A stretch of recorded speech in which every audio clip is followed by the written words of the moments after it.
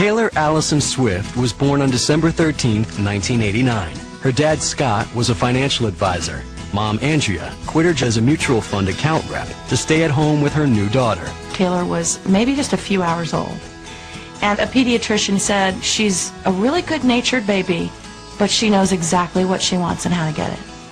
I thought, what is this guy on? But he just gave me a very interesting description of her, which absolutely fit her to a T. Dolly Moore lived next door to the Swift family. Dolly babysat Taylor for years, and her son Andrew Orth, a professional photographer, snapped photo after photo of Taylor for more than a decade. Every time I took that camera and just pointed it at her, boom, boom, boom, boom. That's when I told her parents, this girl is going to be a superstar. Taylor and her younger brother Austin were raised in rural Pennsylvania. I grew up on a Christmas tree farm, and it was the most magical, fun childhood. We would do tractor rides, we'd do pony rides, we'd walk in the orchard. My dad would go to work, and then he'd come home and clean out stalls and fix split rail fences. My husband and I were both professionals. We weren't farmers, but we loved the idea of living on a farm. My childhood was fantastic. It was filled with, getting to use my imagination, running all over that farm, just kind of, I think that had a lot to do with my love of storytelling. Having room to run and having just the space to use your imagination and create stories and fairy tales out of everyday life, I think that had a lot to do with me wanting to write songs.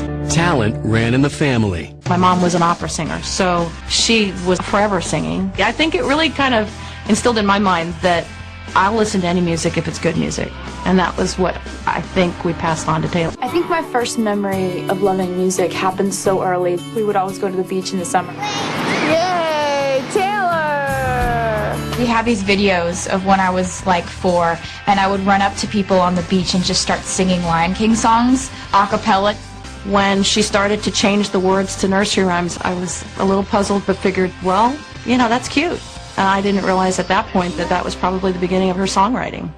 I discovered poetry when I was in elementary school, and I was so fascinated by it because I realized that if you get the right amount of syllables and the right amount of words and the right rhyme scheme, and you put it all together, you can make words just bounce off a page. She used adjectives. She used positional phrases, which first graders don't use. She would write all kinds of stories and all kinds of descriptive writing. We sat down with 3 of Taylor's teachers from West Reading Elementary School who reminisced about a young, eager-eyed, curly-haired girl who as a 5th and 6th grader had a passion for writing. She had grade school teachers Robin Klein and Nancy Boyer at hello. She was a very talented writer, used very colorful language, mature for a 5th grade writer. She had a strong vocabulary, wrote in a very descriptive way. I thought, one day I'm going to read about her, one day I'm going to vote for her, one day she's going to perform open heart surgery. But one person who knew her when she was even younger isn't surprised. Her elementary music teacher at Wincroft School in Pottstown. Taylor was always very special.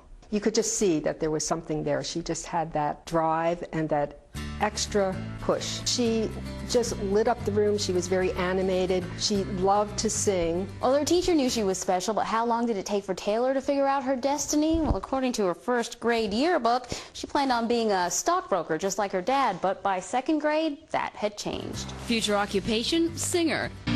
The young singer-poet also had a desire to get up on stage, even if it meant trying out for the male lead in the school play. Mrs. Klovek remembers her first big role in the 3rd grade musical, The Runaway Snowman. She wanted the lead because it had the most singing. There was one solo, but it was a guy, Freddie Fast Talk, and it was the bad guy. I didn't care. I was like, I will dress up like a guy. I want to sing that song. She said, I will do anything to have this solo. It happened to be a male part, and she said, that's all right with me, just so I could get up and sing. And so I remember I had like a mustache, and we drew on eyebrows and put all my hair up in this hat, and I dressed like a guy and sang the solo.